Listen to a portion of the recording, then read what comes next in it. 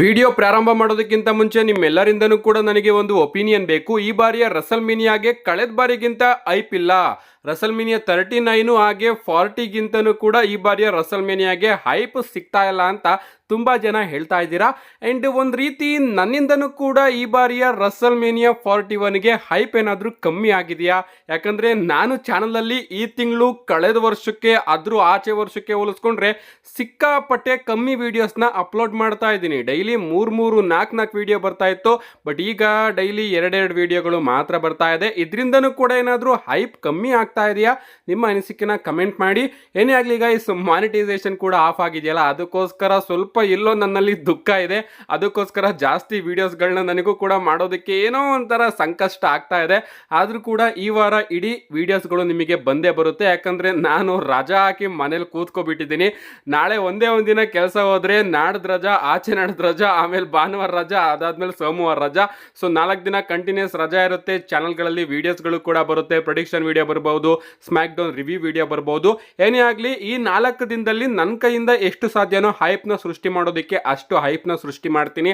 And ಇನ್ನೊಂದು ವಿಚಾರ ಏನಪ್ಪಾ ಅಂದ್ರೆ, ಟಿವಿಯಲ್ಲಿ ರಸಲ್ಮೇನಿಯಾ ಬರೋದಿಲ್ಲ, ಅದರಿಂದನೂ ಕೂಡ ಹೈಪ್ ಕಮ್ಮಿ ಆಗಿದೆ.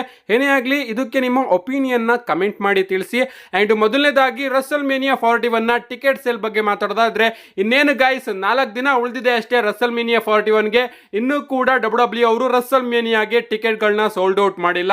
ಮೊದಲನೇದಾಗಿ ರಸಲ್ಮೇನಿಯಾ 41ನ ನೈಟ್ 1 ಬಗ್ಗೆ ಮಾತಾಡೋದಾದ್ರೆ, ಸೀಟಿಂಗ್ ಕೆಪಾಸಿಟಿ ಇರೋದು 54,595. ಈಗಾಗಲೇ WWE ಅವರು 51,373 ಟಿಕೆಟ್ಗಳನ್ನ ಸೋಲ್ಡ್ ಔಟ್ ಮಾಡಿದ್ದಾರೆ. ಅಂಡ್ ಇನ್ನೂ ಕೂಡ 3,038 ಟಿಕೆಟ್ಗಳು ಬಾಕಿ ಉಳಿದಿದೆ. ಅಂಡ್ ಈ ಕಡೆ ನೈಟ್ 2 ಕಡೆ ಬರೋದಾದ್ರೆ, ಸೀಟಿಂಗ್ ಕೆಪಾಸಿಟಿ ಇರೋದು 54,595. ಈಗಾಗಲೇ 53,072 ಟಿಕೆಟ್ಗಳನ್ನ ಮಾರಾಟ ಮಾಡಿದ್ದಾರೆ. ಅಂಡ್ ಇನ್ನ ಬಾಕಿ ಉಳಿದಿರೋದು 1,339 ಟಿಕೆಟ್. ಸೊ ಇದಕ್ಕೆ ಮೈನ್ ರೀಸನ್ ಏನಪ್ಪಾ ಅಂದ್ರೆ, ಟಿಕೆಟ್ ಬೆಲೆ ತುಂಬಾ ಜಾಸ್ತಿ ಇಟ್ಟಿತ್ತು WWE ಅವರು, ಅದಕ್ಕೋಸ್ಕರ ಟಿಕೆಟ್ಗಳು ಇನ್ನೂ ಕೂಡ ಬಾಕಿ ಉಳಿದಿದೆ. ಅಷ್ಟೇ ಅಲ್ಲ ಗೈಸ್, ಈ ವಾರ WWE ಅವರು ಟಿಕೆಟ್ ಪ್ರೈಸ್ ನ 25% ಕಮ್ಮಿ ಮಾಡಿದಾರಂತೆ.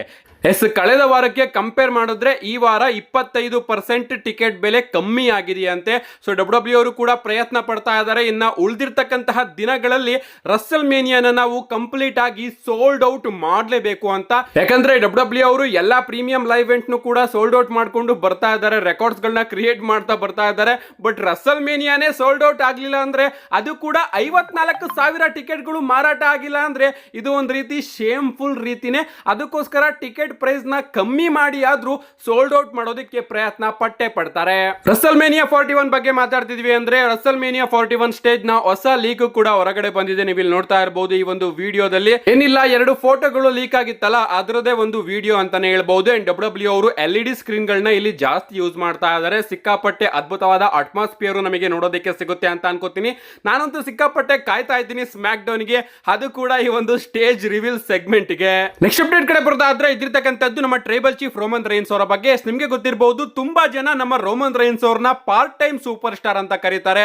ರೋಮನ್ ರೈನ್ಸ್ ಅವರು ಶೋಗಳಿಗೆ ಬರೋದೇ ಇಲ್ಲ ಗುರು, ಸಿಕ್ಕಾಪಟ್ಟೆ ಪಾರ್ಟ್ ಟೈಮ್ ಆಗ್ಬಿಟ್ಟಿದ್ದಾರೆ ಅಂತ ತುಂಬಾ ಜನ ರೋಮನ್ ರೈನ್ಸ್ ಅವರ ಬಗ್ಗೆ ಮಾತಾಡ್ತಾ ಇರ್ತಾರೆ. ಅಂಡ್ ಅವರೆಲ್ಲರಿಗೂ ಕೂಡ ರೋಮನ್ ರೈನ್ಸ್ ಅವರು ಈಗ ಆನ್ಸರ್ ನ ಕೊಟ್ಟಿದ್ದಾರೆ ಅಂತಾನೆ ಹೇಳ್ಬಹುದು.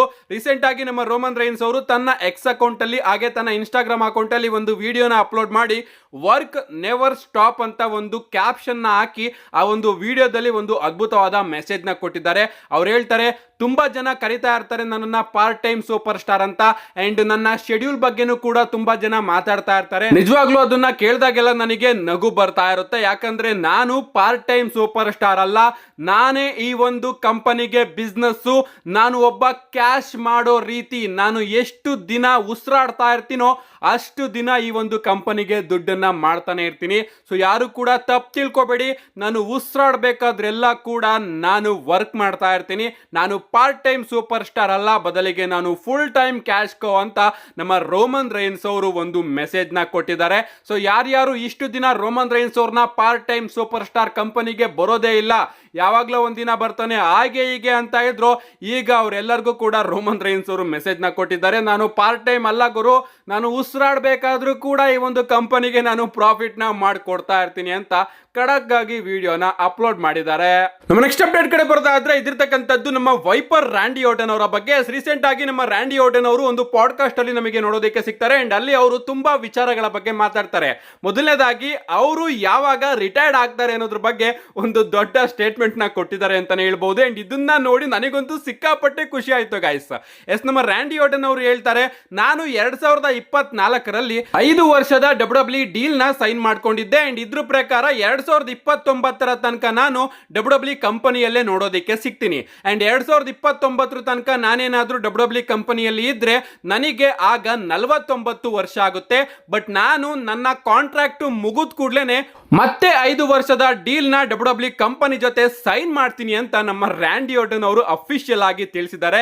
ಲಿಟರಲಿ ಗೈಸ್, ಇನ್ನೂ ಕೂಡ ನಮ್ಮ ರ್ಯಾಂಡಿ ಆರ್ಟನ್ ಅವರು 9 ವರ್ಷ ನಮಗೆ ನೋಡೋದಕ್ಕೆ ಸಿಗ್ತಾರೆ. ಯಾಕಂದ್ರೆ 2024ರಲ್ಲಿ ನಮ್ಮ ರ್ಯಾಂಡಿ ಆರ್ಟನ್ ಅವರು WWE ಕಂಪನಿ ಜೊತೆ ಈಗಾಗಲೇ 5 ವರ್ಷದ ಡೀಲ್ ನ ಸೈನ್ ಮಾಡ್ಕೊಂಡಿದ್ದಾರೆ.